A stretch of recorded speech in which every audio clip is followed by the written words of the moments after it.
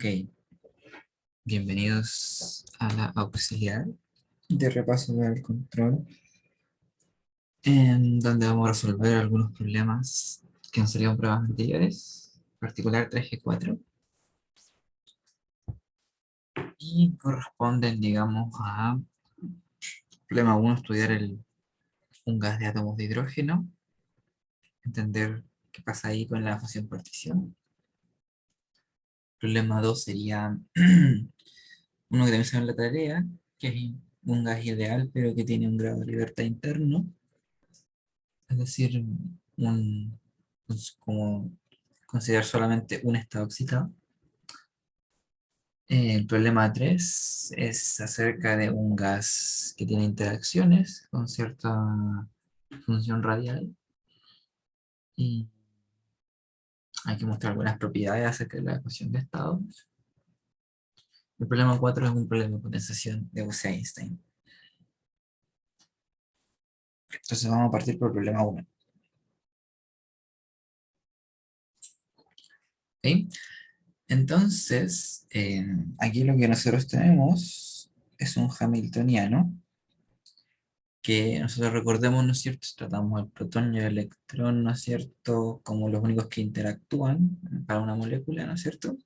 Una molécula es formada de un átomo de hidrógeno y tiene estas dos componentes. Entonces el hamiltoniano, este sistema de dos partículas, se puede escribir, ¿no es cierto?, como eh, ¿no es cierto?, separar en coordenadas del centro masa y las coordenadas relativas con la masa de total y la masa reducida, por supuesto. Y sabemos que no es cierto, entonces el potencial, digamos, tipo coulombiano, va de esta forma. ¿Ya? Entonces la pregunta nos pide tratar el problema primero clásicamente. ¿Ok? Y vamos a ver que la función partición diverge. Eso es lo que tenemos que encontrar. Entonces, si hacemos esto de manera clásica, la función partición total, eh, como estamos en este caso em, es un gas ideal, ¿no es cierto?, de estas moléculas, de estos átomos de hidrógeno, ¿no es cierto? Entonces, ¿cómo usar la relación que nos permite escribir la fricción partición como la de una partícula solamente, elevado a la n y dividida el factor de Gibbs, que en este caso, ¿no es cierto?, es 1 sobre n factorial. ¿Ya? Entonces ahora queda calcular lo que sería el z de una partícula. Y entonces el z de una partícula, ¿cierto? Sabemos que corresponde a la suma sobre todos los estados, en este caso es solamente estados continuos, momentums y coordenadas, y hay en total 6 coordenadas, ¿no es cierto? 3, ¿no es cierto?, del centro masa y 3 de las coordenadas relativas. Lo que nos da entonces primero un factor del espacio de fase que va a ser h a la 6 esta vez, ¿no es cierto?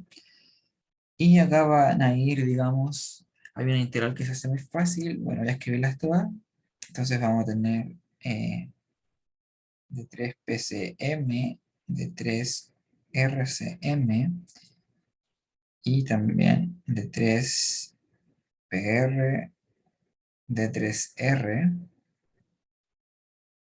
¿ok? Ahí me refiero a las tres, ¿no es cierto?, coordenadas del centro de masa y las tres radiales. Y el hamiltoniano se puede separar, ¿no es cierto? Digamos, hay una parte que es menos beta PCM cuadrado sobre 2M total. Hay una parte que igual es solamente cinética, pero ahora es la parte radial con la masa reducida. Y finalmente nos queda la contribución del potencial de Coulomb. Entonces es fácil reconocer que se nos arma, ¿no es cierto?, las longitudes de onda térmica, tanto de la masa total como de la masa reducida. Aparece también un volumen una vez, ¿no es cierto? Entonces queda de la siguiente forma, queda B partido en lambda cúbico M, lambda cúbico de la masa reducida, y lo que nos queda simplemente es la integral en el radio, ¿no es cierto? Y como depende de, o sea, la integral en las coordenadas, digamos, relativas, y como depende del módulo de la coordenada esférica, ¿no es cierto? Vamos a hacerlo en coordenada esférica. Entonces está el elemento jacobiano y nos queda esta, ¿sí? Y esta va desde 0 a infinito. Entonces, esta función partición es fácil ver que diverge y la razón de ello, bueno, es que estamos siempre, ¿no es cierto? Si es que uno toma el límite, por ejemplo, R grande, se da cuenta de que esto se va a 1, ¿no es cierto? Porque queda E a la 0. Y por lo tanto estamos, digamos, integrando 4πr cuadrado, eso nos dará el cubo y el infinito, eso va al infinito. Y si uno quiere ser un poquito más formal, ¿no es cierto? Uno puede expandir esto siempre en la serie de potencia, ¿no es cierto? Y, ¿no es cierto? Después hay potencias 1 sobre r cuadrado y todo el tema. Entonces uno puede ver fácilmente que todos los términos de la serie también divergen si no los integra. El primero da r cubo a infinito. El segundo te da integrar r, eso también te da infinito cuando vas a infinito. El tercero sería integrar una constante, también va a infinito cuando va a infinito. Y los siguientes, que son potencias inversas, es decir, 1 sobre r a la n, también divergen, pero no al infinito, sino que divergen cerca de cero, ¿no es cierto? Entonces, todo esto de acá, z1 se va a infinito, ¿ya?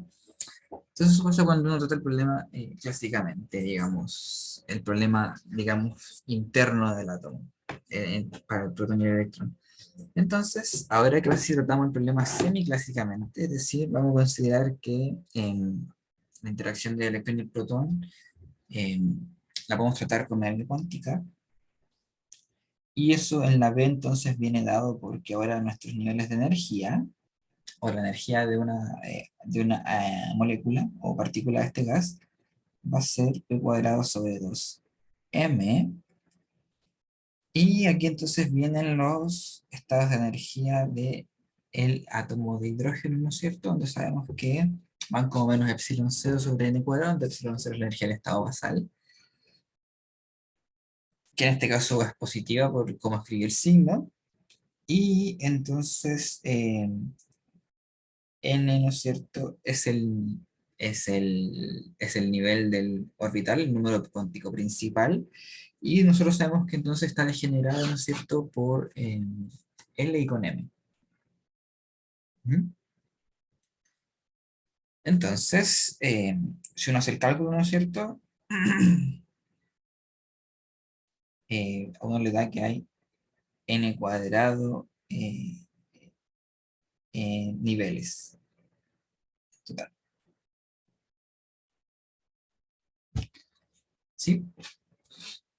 Eh, para cada n. ¿Sí? Entonces eso toma en consideración la degeneración de los otros números cuánticos, L y M. Ujú. Entonces, ahora, si yo quiero escribir mi función partición de una partícula nuevamente, entonces ahora, como hay un componente discreta, entonces hay una parte que es una suma y una parte que es una integral. Entonces aquí sumamos los estados discretos y después hay una integral que va a ir de 3p, de 3r, y entonces queda menos beta p cuadrado sobre 2m, y por e a la menos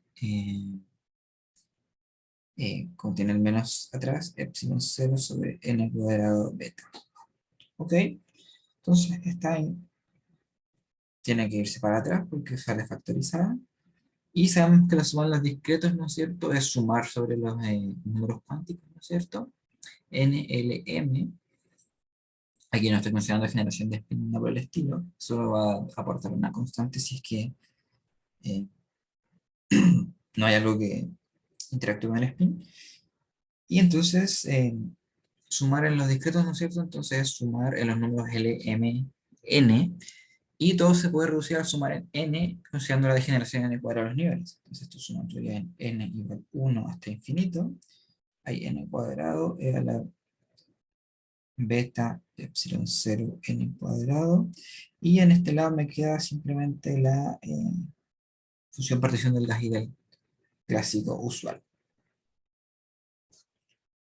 Entonces uno ahora esta suma también puede ver que diverge por las mismas razones anteriores. Nuevamente, cuando n es grande, ¿no es cierto? Entonces cada vez estamos sumando unos infinitamente. Uno si quiere puede hacer el test, y entonces el test nos dice que, ¿no es cierto? Si es que esto es si escribimos esto como términos de una serie, AN, entonces testeamos si AN más 1 partido en A sobre N es mayor o menor que 1, el test del radio. Entonces esto vale, ¿no es cierto? N más 1 al cuadrado partido en N al cuadrado, y quedan las siguientes expresiones.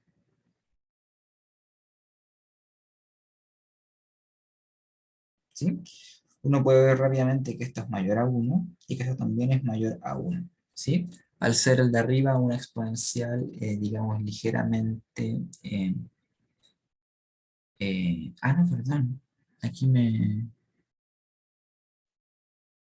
La exponencial de arriba está dividida en un número más grande, el exponente, más chica, el exponente más chico, el más grande, el de abajo. Así está, acá no es tan claro. En este caso hay que hacer la extensión en Taylor, ¿no es cierto? Para ver, digamos, cómo va. Entonces esto va, ¿no es cierto? Como 1 más,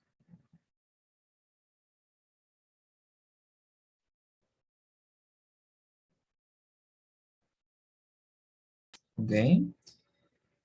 Y entonces, después de hacer esto,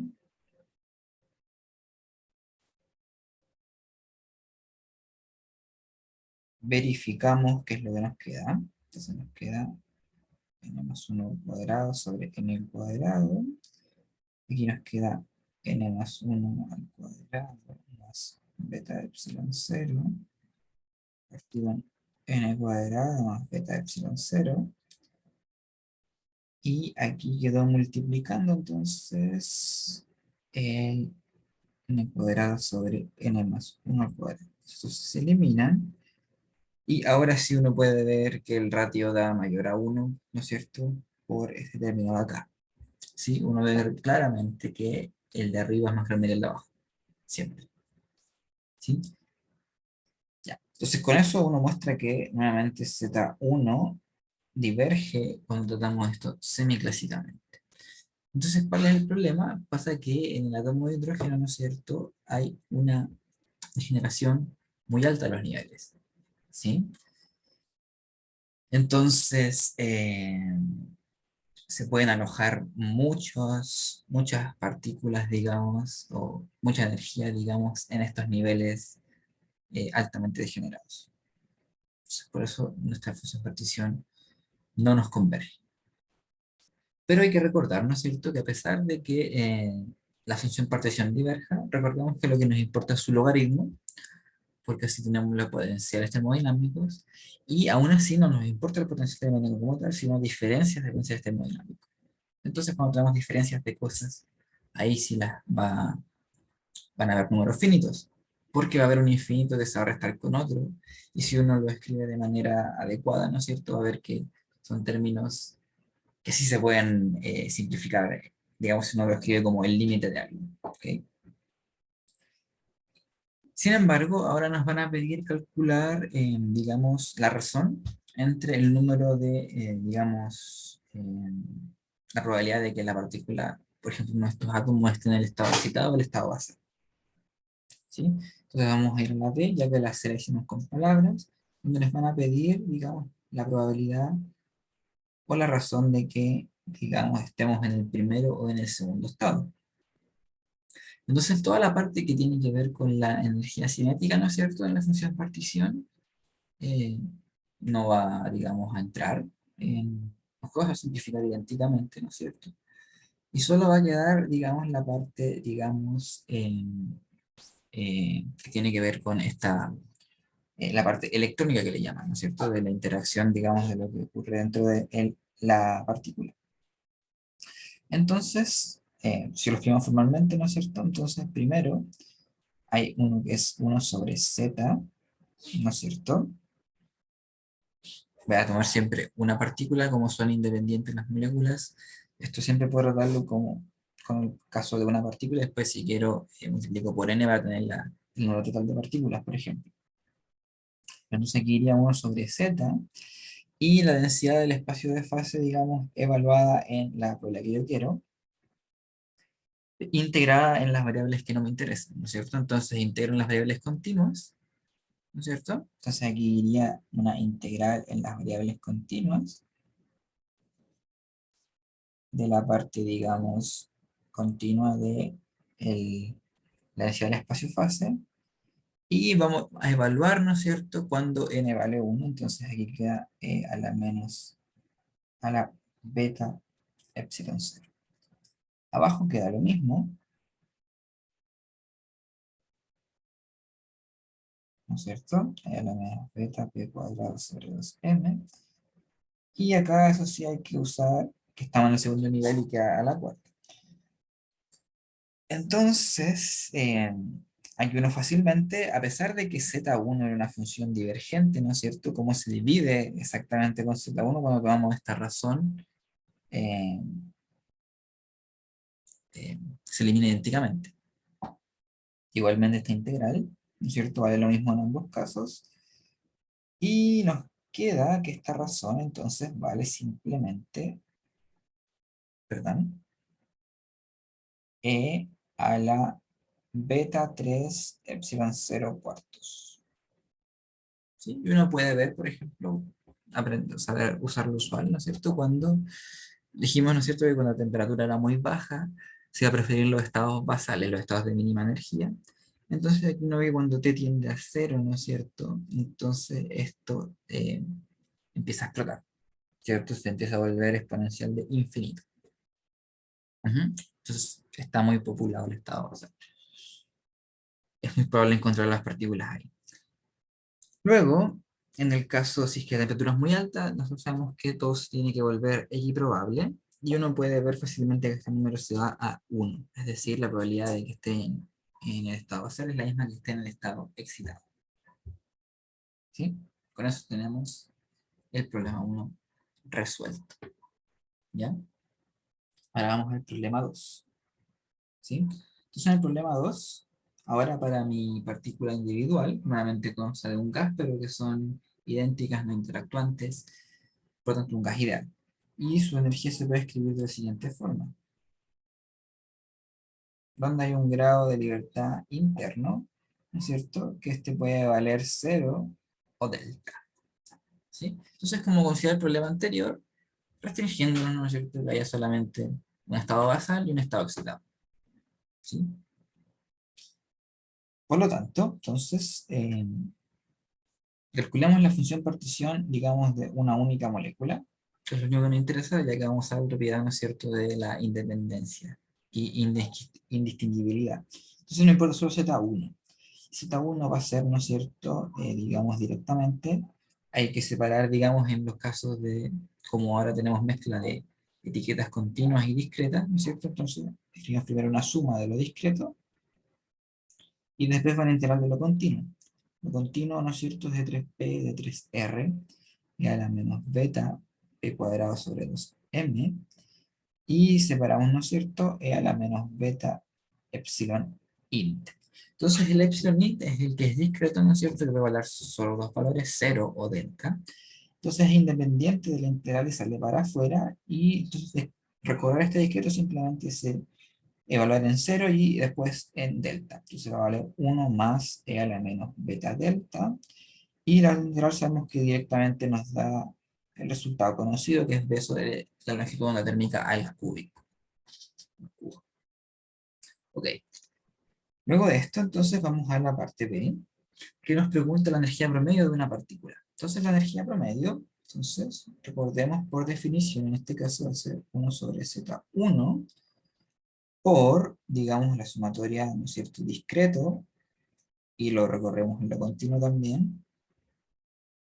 Y entonces la definición, ¿no es cierto?, de lo que se da la expectación es distribución, ¿no es cierto?, por cantidad integrada. Entonces la cantidad es epsilon, queremos el promedio, y, ¿no es cierto?, la distribución es e a la menos beta, la energía, P cuadrado sobre 2M, beta epsilon int, ¿no es cierto? Y aquí hay que tener el cuidado, ¿no es cierto?, de que epsilon, ¿no es cierto?, vale P cuadrado sobre 2M más epsilon int. Entonces hay una suma aquí, por supuesto, entonces esto va a quedar de la siguiente forma. Va a quedar 1 sobre Z1 y arriba me va a quedar lo siguiente. Me va a quedar suma de lo discreto, ¿no es cierto? Las integrales de 3p, de 3r, el p cuadrado sobre 2m, e a la menos beta, bla, bla, bla, bla, bla. ¿No es cierto? Y el siguiente término es nuevamente sumar lo discreto, integrales de 3, bla, bla, bla, bla, bla. Pero aquí va el epsilon int, e a la menos beta, bla, bla, bla. ¿Ya? Entonces, aquí esto lo hacemos las dos partes por separado, ¿no es cierto? Entonces, si se fijan, voy a escribir aquí el Z1 como lo que vale, ¿no es cierto? Que es el 1 más e a la menos beta delta por b sobre lambda cubo. ¿Ok? Entonces podemos ver rápidamente que, como aquí está la suma solita multiplicando, entonces se va a simplificar con esta parte de aquí en este primer término.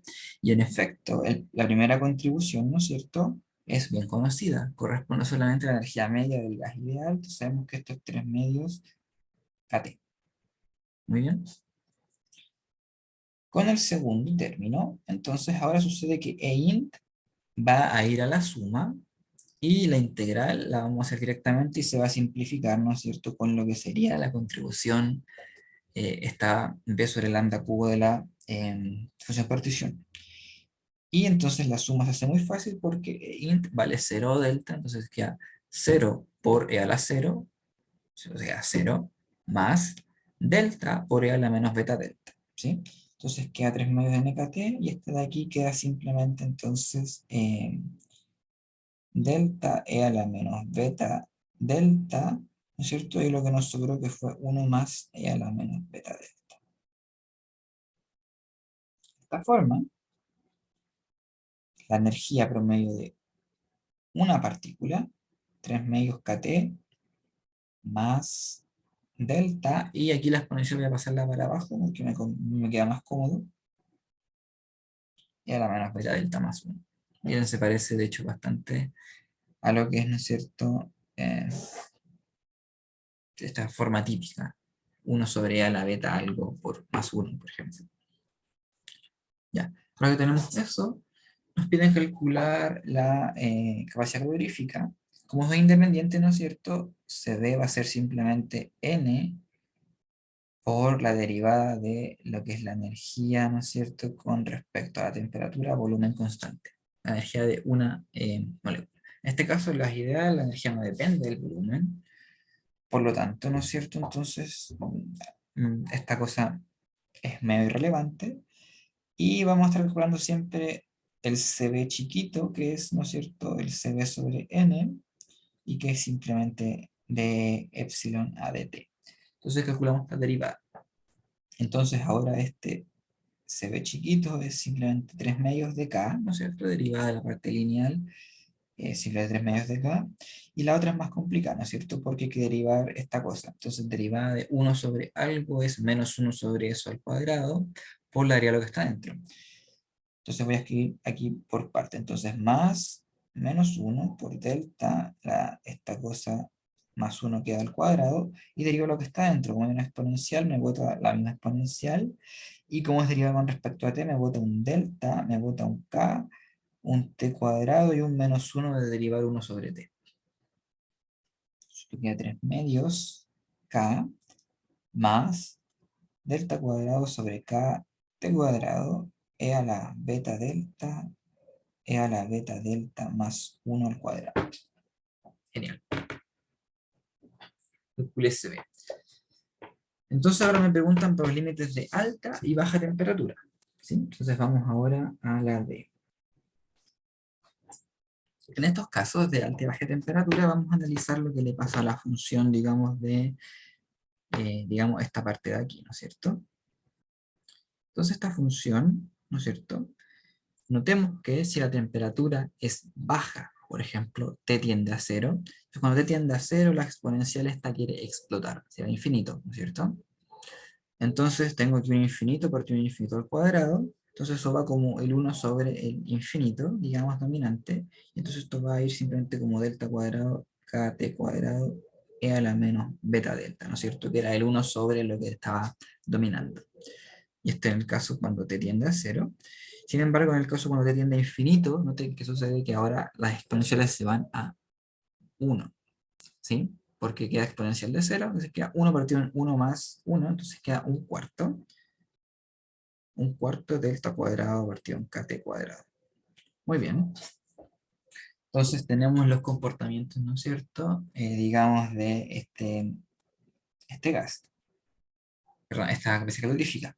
Por supuesto, ahora uno tiene que argumentar cuál es el significado de baja temperatura y alta temperatura, y lo natural, ¿no es cierto?, es comparar, ¿no es cierto?, esta cantidad adimensional delta partido en KT, ¿cierto? Entonces, si uno quiere ser más preciso, uno usaría cuando el límite de baja temperatura, ¿no es cierto?, sería cuando este KT, ¿no es cierto?, es mucho menor que delta, y el otro caso, ¿no es cierto?, cuando KT mucho mayor a delta. Y ahí tenemos todo comparado con unidades correctas. ¿Ok? Finalmente, esta pregunta nos pide hacer un gráfico de la cabeza calorífica versus T. Entonces, vamos a recordar que la cabeza calorífica tiene una cantidad constante como base, que es el 3 medios de K, ¿no es cierto? Este es el nivel 3 medios de K. Y nosotros descubrimos que hay una contribución que va como 1 sobre t cuadrado por e a la menos beta delta cuando t tiende a cero. Y si es que uno hace el detalle de esta función, ¿no es cierto? Y recuerda que la exponencial le gana a todos los polinomios. Entonces, esta función parte en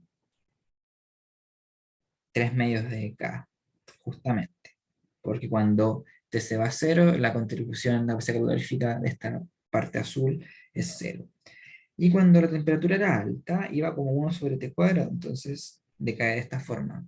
Entonces aquí va como 1 sobre t cuadrado e a la menos delta sobre t, y aquí va como 1 sobre t cuadrado.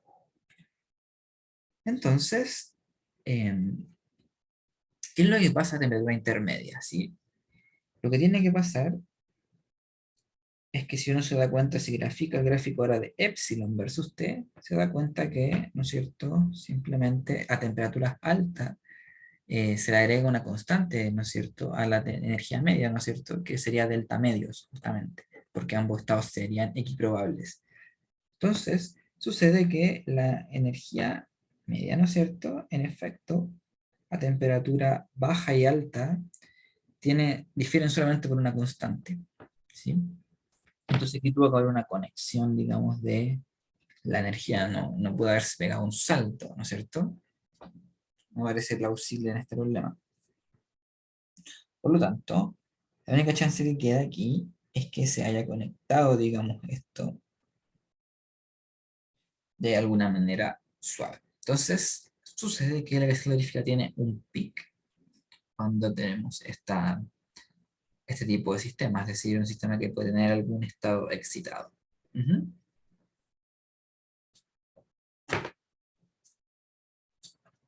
Entonces hay una forma óptima, digamos, de almacenar la energía, digamos, en esta molécula. Hay una temperatura donde puede almacenar mucho.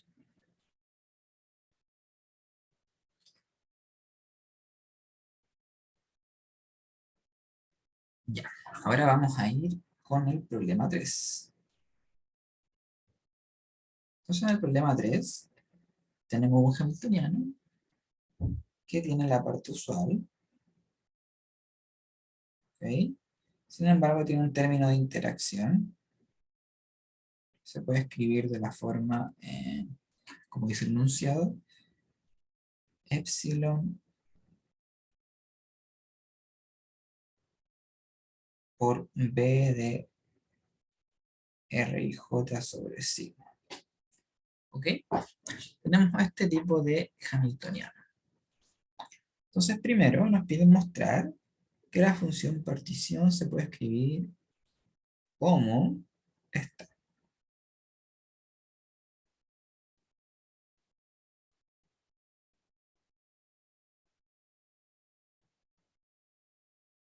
¿Sí? Donde Z0 es la función partición del gas ideal. ¿Ya? Entonces, para hacer esto, escribamos lo que sería la función partición por su definición. Va a ser la integral, ¿no es cierto?, sobre todos los estados, ¿no es cierto? O sea, la integral de 3NP. Y como el hamiltoniano, ¿no es cierto?, no está acoplado por coordenadas con momentums, puedo escribir aquí simplemente la sumatoria ni, ¿no es cierto?, de lo que sería el pi cuadrado sobre 2m. Y después ahí está la integral en R, ¿no es cierto?, que nos va a dar la exponencial de la sumatoria de IJ, un medio, epsilon b de R y J sigma, ¿cierto? Donde R y J representa la distancia relativa entre esas dos partículas. Ahora, bueno, me olvidé de agregar, ¿no es cierto?, el H a la 3N, ¿sí? Que nos da, ¿no es cierto?, es lo que nos hace adimensional la función partición. ¿Sí? Y si es que son indistinguibles, hay que agregar el 1 sobre n factorial, pero que va a ser absurdo de todas formas, pues de z0, que es lo único que nos interesa ahora. Entonces, si uno se fija, si esto yo lo multiplico por un b a la n y divido por un b a la n, muy astuto, ¿no es cierto? Entonces, esta primera integral, y si es que son indistinguibles incluyendo el 1 sobre n factorial, va a ser justamente z0. Entonces, hasta aquí nosotros tenemos z0, aparece un b a la n, y aquí nos queda una integral en lo que sería de 3R1, de 3R2, y hasta de 3Rn, y aquí hay dos multiplicaciones, ¿no es cierto? Si es que separo las exponenciales de las sumas multiplicaciones, queda entonces e a la epsilon medios beta, me he comido el beta en esto, este rato en estas exponenciales, beta epsilon medios por esta función R y J sigma. Muy bien. Entonces ahora queda probar la parte de que este lado derecho, la integral de la configuración, puede expresarse como esta forma que nos deja la enunciado. Entonces para ello, lo que vamos a hacer va a ser hacer un cambio de variable. Es decir, vamos a introducir unas variables, digamos, R, que van a corresponder a R a los R sobre sigma, ¿cierto? Ya que parece ser que esta distancia es la natural, esta medida de distancia es la natural para este potencial. Recuerden que se escribe U de R igual como epsilon B de R sobre sigma. Entonces, el potencial cambia con R solo en distancias que se miden en sigma, por supuesto. Y entonces, ahora los diferenciales van a botarme un sigma de R. Por ejemplo, cuando haga el diferencial en Rx, lo mismo en Ri y en Rz. Entonces, el z va a quedar de la forma z0 por 1 sobre b a la n, y todos estos cambios de variable, ¿no es cierto? Todos estos escalamientos del espacio van a botarme sigma al cubo n veces. Entonces queda un sigma al cubo partido en b a la n, y aquí queda una integral, ¿no es cierto?, de d3r, d3nr, simplemente para abreviar, que al pi y coma j, e a la menos beta epsilon medios por b ahora de esta variable ij. Entonces, ahora uno completa, digamos, lo que se pide porque, ¿no es cierto? Uno puede darse cuenta que esta integral, ¿no es cierto? Aquí me aparece, digamos, un parámetro, digamos, completito, un parámetro dimensional que es beta epsilon, ¿no es cierto? Que cuando yo haga las integrales en R, no se va a ir desarmando nunca, ¿sí? ¿Por qué? Porque el B no depende de este beta epsilon, ¿no es cierto? El B corta. B corta depende solo de R y J, que ya está dimensionalizado, entonces cuando lo integre, va a depender esa integral solamente de beta epsilon, y como son n variables, ¿no es cierto? También va a depender de este n, que no sabemos cómo es esa integral, entonces naturalmente va a depender del n. Entonces, esto de aquí uno lo puede escribir como un f tilde que depende de beta epsilon, que se puede escribir, ¿no es cierto?, como epsilon sobre kt, y de n. Entonces, cuando lo multiplicamos por este sigma cubo partido en b, ¿no es cierto?, a la n, uno descubre, ¿no es cierto?, que en efecto el z se podría escribir de la forma que está en el enunciado, es decir, z es el z0 por una función general que depende de epsilon partido en kt, b sobre sigma al cubo y n, ¿sí? Esta función, digamos, eh, la información relevante de ella está contenida solamente en esta función b corta, que caracteriza el potencial. Entonces, como b corta es la misma para todos los gases, y solo cambiaban las constantes epsilon y sigma, entonces esta función f es la misma para todos los gases que sigan esta regla, ¿sí? Todos los gases que interactúan real, perdón, con radiales, con interacciones de la pared. Ya, ahora que tenemos esto en la B, nos piden mostrar que 1 sobre n log de f solamente depende, digamos, escribamos que es solamente una función de las variables t y b sobre n. ¿Ok? Entonces verifiquemos esto. Nos piden mostrar que depende solamente de variables intensivas, ¿sí?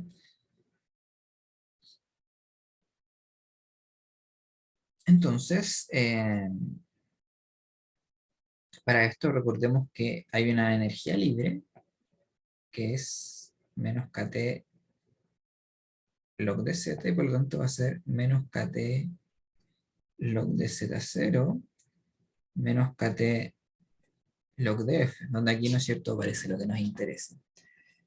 Entonces, para mostrar esta propiedad vamos a utilizar que f es extensiva. Entonces, al ser extensiva, si es que yo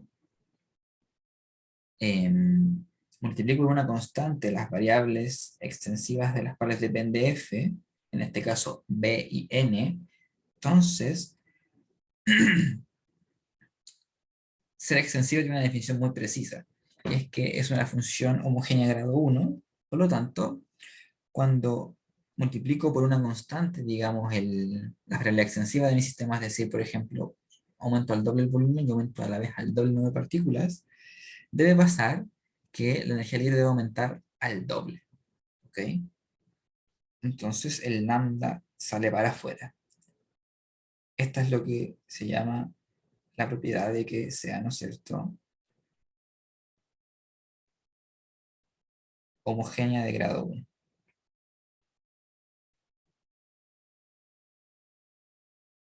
¿Sí? La termodinámica requiere de esta propiedad. Por lo tanto, si se tiene que cumplir, entonces yo puedo elegir lambda gustosamente, a mi antojo y conveniencia, y puedo decir que vale 1 sobre n. Entonces, de esa forma, fíjense, uno tiene que f de t, b sobre n, 1 es igual a 1 sobre n por f de t, b, n. es cierto? Entonces, si esta propiedad se tiene que cumplir, fíjense que si f ahora entonces era lo que escribimos antes, log de z0 menos kt log de f, ¿no es cierto? Entonces, aquí vamos a utilizar la propiedad que dedujimos anteriormente, porque recordemos que f depende de variables muy específicas, ¿cierto? Recuerden que f es una función de epsilon sobre kt, que voy a escribir siempre como beta de epsilon ahora más cortamente, y b sobre sigma al cubo y n, ¿ok?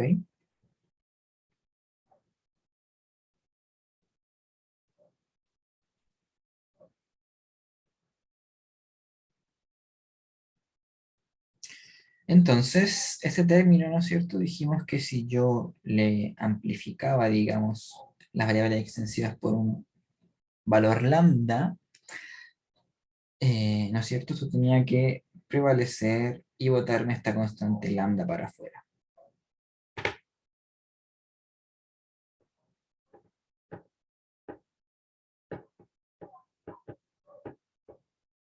¿Sí?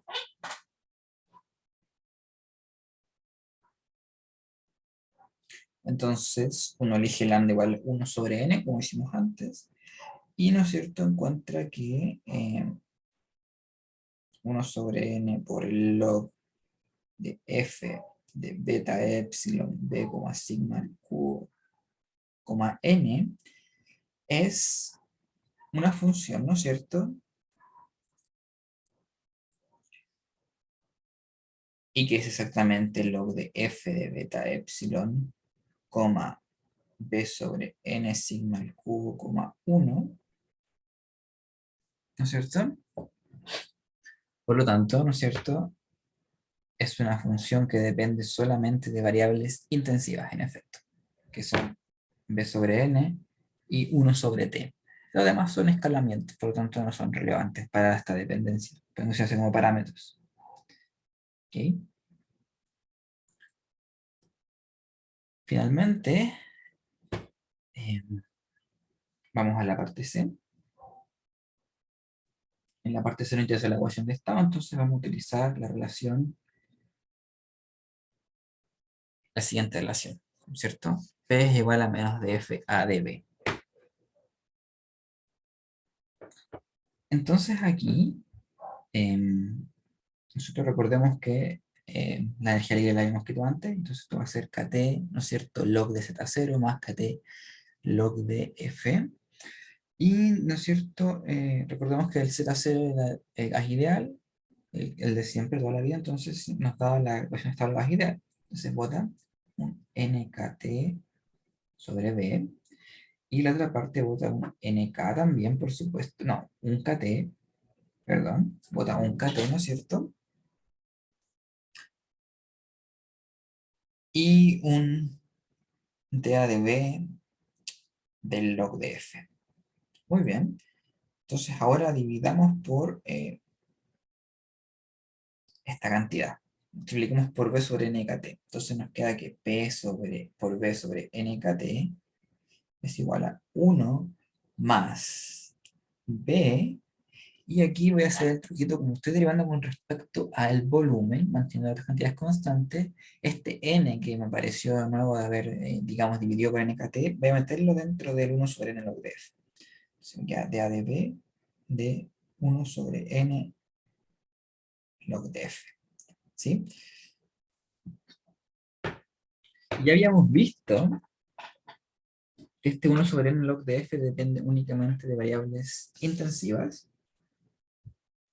Entonces, cuando derive con respecto a b, en realidad voy a estar derivando con respecto al grupo adimensional que apareció aquí, que es b sobre n sigma cubo, y después me voy entonces derivar con respecto a eso, me voy a dar 1 sobre n sigma cubo nuevamente.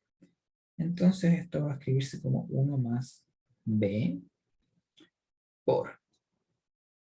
Y esta función la llamo g, ¿ok? Simplemente por mi comodidad, ¿ok? Donde g era una función de beta epsilon y b sobre n sigma al cubo. Entonces esto va a quedarme que es dA de B sobre n sigma al cubo de G. Y entonces me bota naturalmente un n sobre sigma al cubo. Y esta derivada queda dependiendo, por supuesto, de b sobre n sigma al cubo y beta epsilon.